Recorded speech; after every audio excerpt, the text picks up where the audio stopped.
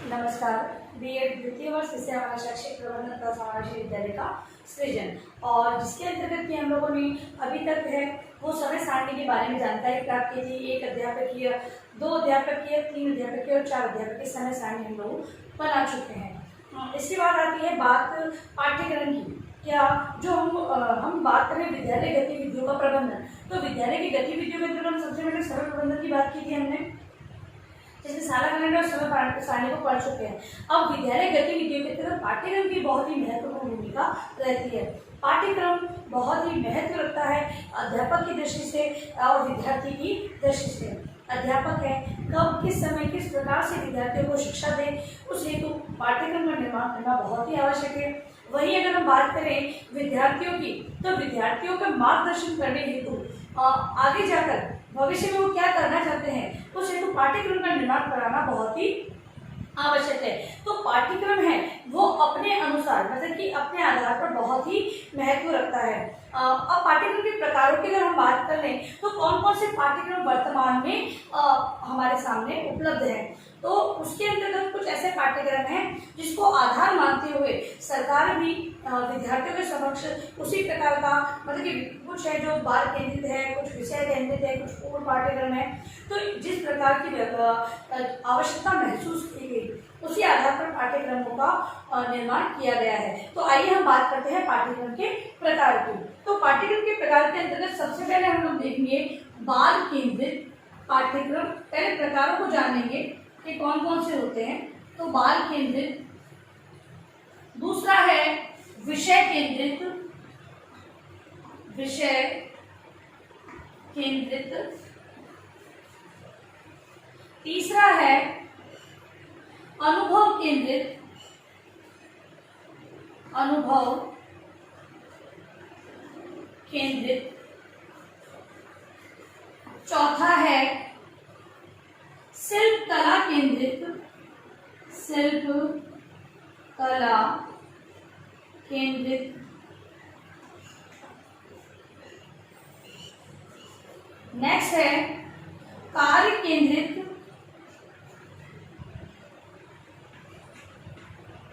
कार्य केंद्रित, अगला है कोर पाठ्यक्रम,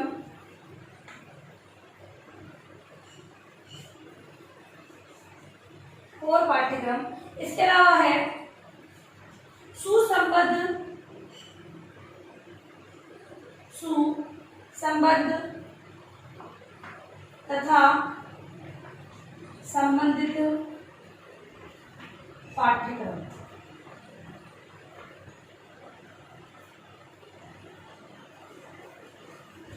देखिए इस प्रकार से हमारे समक्ष ये जो पाठ्यक्रम है इस प्रकार से बटे हुए हैं, और इन पाठ्यक्रमों को अलग अलग से हम लोग देखेंगे।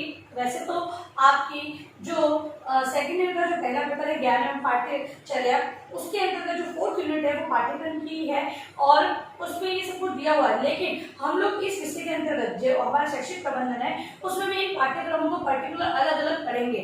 तो सबसे पहला प्रकार कौन सा बताया मैंने, बाल केंद्रित। तो बाल केंद्रित पाठ्यक्रम क्या होता है, बाल केंद्रित पाठ्यक्रम क्या होता है, बाल केंद्रित। अगर बाल केंद्रित पाठ्यक्रम की बात करते हैं तो यहाँ पर विद्यार्थी की बात कर सकते हैं या बालक बालिका है, ठीक है, उनकी बात हम कर रहे हैं। केंद्रित मतलब आकर्षित करना या फिर एक जगह जो ध्यान को आकर्षण करना। अब विद्यार्थियों को ध्यान में रखकर किसी कार्य को करना, किसी कार्य मतलब यहाँ पर पाठ्यक्रम को करना, तो बालकों को ध्यान में रखते हुए पाठ्यक्रम का निर्माण करना। अब बालक, उनकी रुचि, उनकी अभिवृत्ति, उनकी योग्यता, उनकी आयु स्तर, उसको ध्यान में रखते हुए ऐसे पाठ्यक्रम का निर्माण करना जिससे कि विद्यार्थी सरल रूप में, प्रभावी रूप में तथा अपना जो आयु योग्यता का स्तर है उसके आधार पर अपनी विषय वस्तु का ज्ञान प्राप्त कर सके, ऐसे पाठ्यक्रम का निर्माण करना। यदि अगर बालकों को अवॉइड किया जाएगा तो और फिर पाठ्यक्रम का निर्माण किया जाएगा तो बालक है उन्हें समझने में बहुत ही परेशानियां आएगी। और ये बाल केंद्रित पाठ्यक्रम है पूरा बालकों पर डिपेंड करता है कि उनकी जो संबंधित जो आवश्यकता है उनकी पूर्ति करता हो। इस प्रकार का जो पाठ्यक्रम निर्माण किया जाता है वो बाल केंद्रित पाठ्यक्रम कहलाता है। आइए हम बात करें इसके संगठन की बात कि बाल केंद्रित पाठ्यक्रम का संगठन किस प्रकार का होता है। तो संगठन के अंतर्गत अंतर्गत बालकों की रुचियों,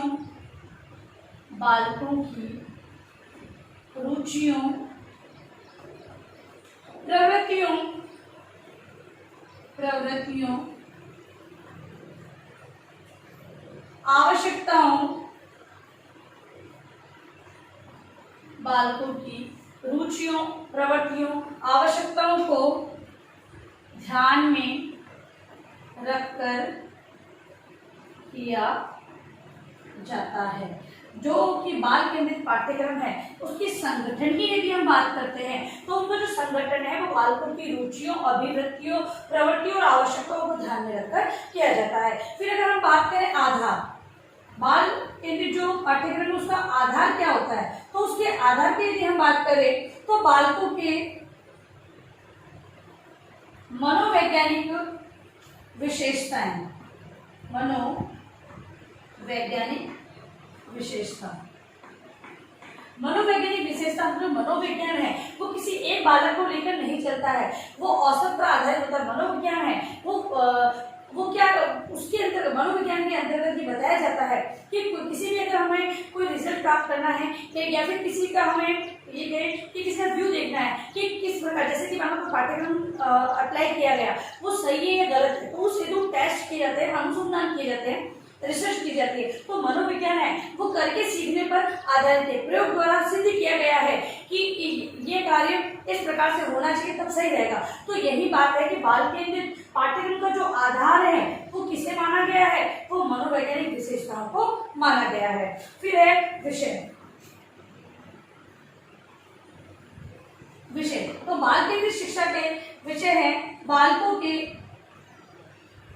विकास स्तर, बालकों के विकास स्तर एवं रुचियों, बालकों के विकास स्तर एवं रुचियों एवं आवश्यकताओं। अब बालकों के विकास से शारीरिक ऐसे विषयों को सम्मिलित किया गया है जैसे योग, प्राणायाम है, उससे संबंधित श्वास शिक्षा, सृजन है, स्वावलंबन है, ये सारी पुस्तकें क्यों दी जाती है, ऐसे विषयों को सम्मिलित क्यों किया गया है, जिससे कि बालकों का शारीरिक विकास हो सके।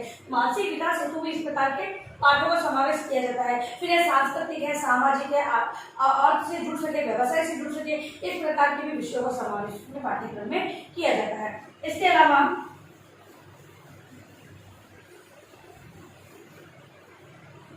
वर्तमान जो बाल केंद्रित पद्धतियां हैं उसमें वर्तमान शिक्षण विधियां, किंडरगार्टन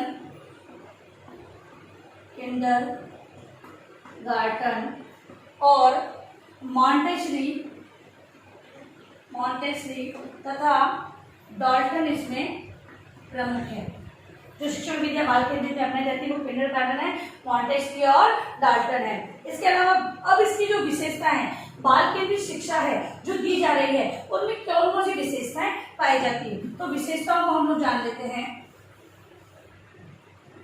बाल केंद्रित पाठ्यक्रम की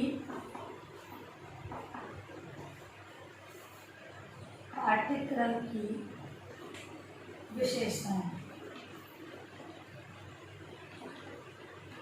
बाल केंद्रित पाठ्यक्रम की विशेषता पहली है परंपरागत दोषों से मुक्त, परंपरागत दोषों से मुक्त। देखिए परंपरागत दोष की अगर बात करें तो मुक्त कैसे है, तो दिखती बात है पहले जो शिक्षा थी वो कैसी थी, गुरु उपदेश देता था और शिष्य श्रवण करते थे, लेकिन आज है वो विद्यार्थी भी सक्रिय रहते हुए कार्य करते हैं। इस प्रकार के पाठ्यक्रम का निर्माण किया गया है और वर्तमान में वही संचालित तो हुआ ना बदलाव, तो परंपरागत जो दोष थे वो दूर हो चुके हैं, ऐसी विशेषता ये है। अगला है बालक की प्रकृति,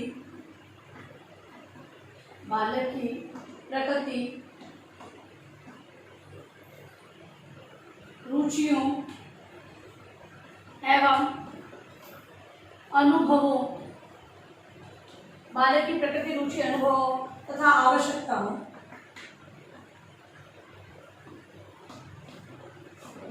का ध्यान।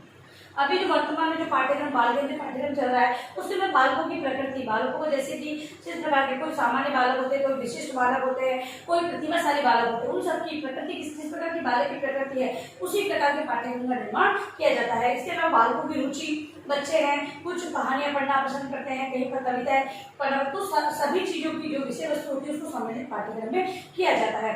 इसके अलावा विभिन्न प्रकार की शैक्षिक गतिविधियों को सम्मिलित किया जाता है क्योंकि बालक को खेल के साथ पढ़ना चाहते हैं, तो इस प्रकार से। और इसके अलावा विभिन्न प्रकार के अनुभव जो अनुभव किया गया है और उस आधार पर जो निर्णय निकाले गए हैं, तो पाठ्यक्रम में उसी प्रकार से जो सिलेबस को लिया गया है, ये समावेश किया गया है। अगला है जीवन से स्वतः संबंधित, जीवन से स्वतः संबंधित।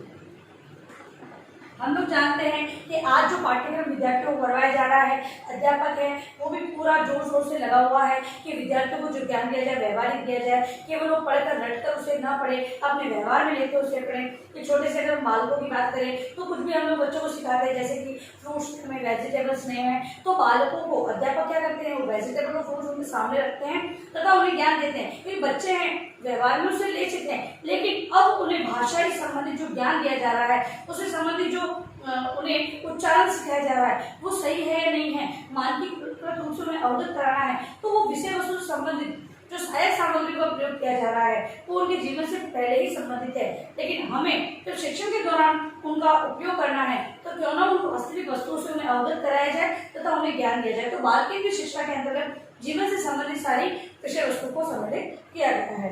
अगला है बाल विकास का दृष्टिकोण। बाल विकास दृष्टि से महत्वपूर्ण है। अगली विशेषता बाल केंद्रित पाठ्यक्रम की यह है कि बालकों के विकास से बालक का शारीरिक, मानसिक, आध्यात्मिक, सामाजिक, आर्थिक, सांस्कृतिक सभी प्रकार का विकास पाठ्यक्रम के माध्यम से किया जा सकता है। शिक्षा ही वह साधन माना गया है जिससे कि बालक है वो अपने व्यवसाय से जुड़ सकता है, समाज में अपना स्थान प्राप्त कर सकता है, विभिन्न प्रकार की राजनीतिक जो प्रतिष्ठा जो मिलती है, विभिन्न प्रकार का नेतृत्व की क्षमताएं जो एक बालक कर सकता है, वो सारा ज्ञान है वो शिक्षा के माध्यम से ही दिया जा सकता है। तो पाठ्यक्रम के अंतर्गत ये सारी चीजें होती है जिससे कि बालकों का विकास संभव होता है। अगला है वांछित मनोवृत्तियों एवं अभिवृत्तियों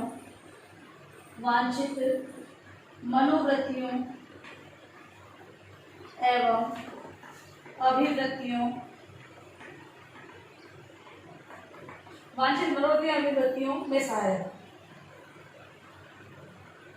जो मनोवृत्तियां बालकों के अंदर होनी चाहिए, बालक हंसने के समय हंसे, नाराज होने के समय नाराज भी हो, पर नाराज होना ऐसा नहीं कि विद्यार्थी बहुत ज्यादा क्रोधित आ जाए, किसी भी तो समायोजन जो एडजस्टमेंट जो करवाया जाता है वो विद्यालय में आकर ही बालक सीखता है। छोटा सा बालक अपने परिवार में कई हद तक वो एडजस्टमेंट नहीं कर पाता है, वो बालक है क्योंकि कहीं पर छोटे होते हैं बालक तो उन्हें बहुत ज़्यादा प्यार दुलार से रखा जाता है, तो वो चीज़ें अब बालक के अंदर ये रहता है कि मैं जो कर रहा हूँ वो सही है, अब उसने जो किया है वो गलत कहाँ पर है, ये सारी चीज़ें विद्यालय में सिखाई जाती है और विद्यालय में जो पाठ्यक्रम बनाया गया है उसमें इन चीज़ों को भी इंक्लूड किया गया है। तो बालक की मनोवृत्तियाँ जो अभिवृत्तियाँ उनमें निहित है उनका विकास करना ये सारा पाठ्यक्रम का विशेषता है। अगला है सीखने की क्रियाओं का संगठन। सीखने की क्रियाओं का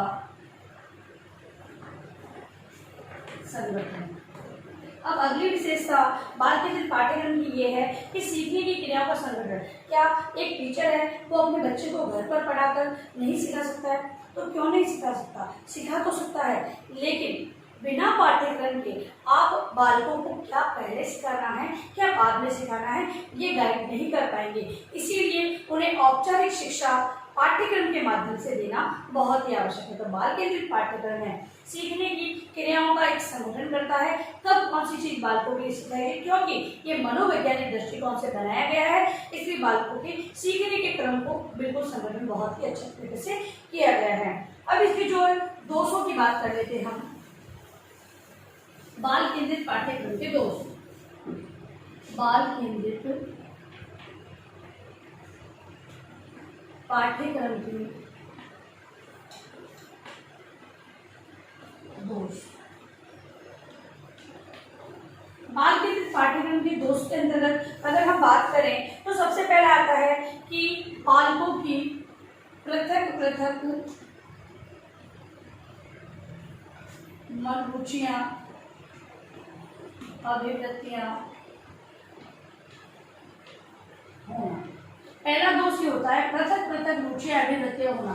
अब जो बालक है, योग्यता, रुचि, अभिवृत्ति सभी बालकों की अलग अलग होती है, लेकिन कहीं हद तक कहीं पर जाकर औसत हमें मिल जाता है कि कौन से बालक किस चीज को ज्यादा पसंद करते हैं। जिस पे औसत आता है उसी आधार पर उसे पाठ्यक्रम में इंक्लूड कर दिया जाता है। लेकिन अब हर बालक के लिए, क्योंकि बालक है वो अलग, मेंटलिटी सबकी अलग अलग होती है, अलग अलग जो उनकी क्या है कि वो भी अलग अलग होती है, तो ये सारी चीज़ों पर क्या अलग अलग बालकों के लिए अलग अलग पाठ्यक्रम बनाया जाएगा? तो नहीं। इसीलिए ये कह सकते हैं कि बाल केंद्रित पाठ्यक्रम है कहीं कहीं पर कुछ बालकों के लिए वो हानिकारक भी हो सकता है, क्योंकि कुछ बालक होंगे वो उसमें रुचि नहीं भी ले, तो ऐसा भी हो सकता है। तो यहाँ पर पहला दोष ये है कि सभी बालकों की रुचि, अभिवृत्ति, योग्यताएं, आयु का स्तर जो है, आयु स्तर तो केवल अभी जो हम बात करते हैं आयु स्तर की, तो आयु स्तर तो बिल्कुल फिक्स कर दिया गया है कि इस उम्र का बालक इसी कक्षा में प्रवेश लेगा, लेकिन फिर भी रुचि, अभिवृत्तियां हैं उनको अगर हम ध्यान रखें तो सभी बालकों की अलग अलग हो सकती है, ये दोष होता है। फिर है समाज एवं समाज के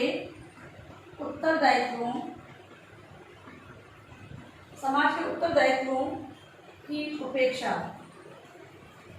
समाज के उत्तरदायित्वों की अपेक्षा तो पाठ्यक्रम के अंदर, जैसे कि पाठ्यक्रम बनाया गया है, पूरा साल का जो पाठ्यक्रम बनाया जाता है उसके अंतर्गत विभिन्न प्रकार की परीक्षाएं हैं और जो ऐसी गतिविधियां वो आयोजित की जाती है, तो वहाँ पर कहीं ना कहीं ऐसा भी होता है कि कुछ सामाजिक कार्यक्रम होते हैं, रीति रिवाज होते हैं, त्यौहार होते हैं, उस बीच पढ़ते हैं तो बालक उसमें सहभागिता नहीं निभा पाते हैं। एजुकेशन के लिए बाहर भी जाना पड़ता है, अगर मान लो कोई विशेष पाठ्यक्रम उसके लिए बाहर भी जाना पड़ता है तो अपने परिवार से भी अलग होना पड़ता है। तो अगर जब शिक्षा के लिए बालक है, समाज में अपना स्थान प्राप्त करने हेतु शिक्षा प्राप्त कर रहा है, लेकिन वही पाठ्यक्रम उन्हें अपने समाज से अलग कर रहा है, तो कहीं ना कहीं समाज से संबंधित रीति रिवाज जो संबंधित जो बातें हैं, सब कुछ उनके मतलब समाज से जुड़े हुए कोई भी चीज़ है उनसे अगर वो अलग कर रहा है तो वो उनकी उपेक्षा करता है। तो इस प्रकार से हम देख सकते हैं बाल के लिए जो शिक्षा है बालकों पर आधारित है, लेकिन कहीं ना कहीं उसमें कुछ दोष पाए जाते हैं। तो ये हमारा कॉन्सेप्ट क्लियर होता है बाल केंद्रित पाठ्यक्रम का। देखिए अपना गृह कार्य प्रश्न आज का गृह कार्य है आपका बाल केंद्रित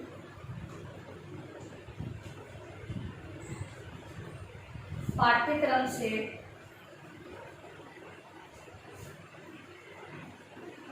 क्या तात्पर्य है। ठीक है, तो इसके लिए पूरा आ जाता है आपका निबंधात्मक उत्तर के रूप में आपको इसे लिखना है। और अंत में इस महामारी के दौर में कम से कम आवश्यक कार्य होने पर बाहर निकले। यदि बाहर जाते हैं तो 3 बातों का विशेष ध्यान रखें, आप मास्क लगाएं, सोशल डिस्टेंस बनाएं, हाथों को बार बार सैनिटाइज करें। सोशल सभी का ध्यान रखें। धन्यवाद।